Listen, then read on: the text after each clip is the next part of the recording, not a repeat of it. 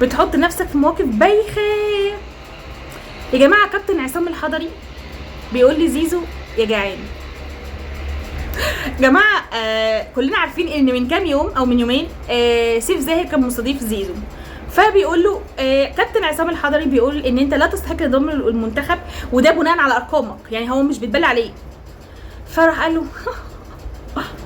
عصام الحضري يعني اللي هو سخريه على كابتن عصام الحضري اللي هو بالارقام اسطوره. يا جماعه احنا هنتكلم ارقام، اسطوره.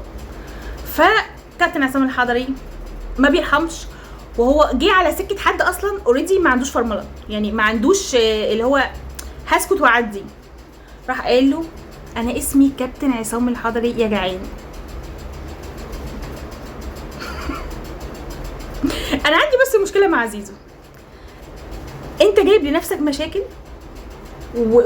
ويعني وبجد اهانات كتيره قوي من اي حد، وغير كده انت عامل لنا وكسه. يعني انا عندي مشكله كبيره قوي معاك والله، انت عمال تتخانق بره وجوه، يعني انت عامل لنا مشكله جوه وبتتخانق بره.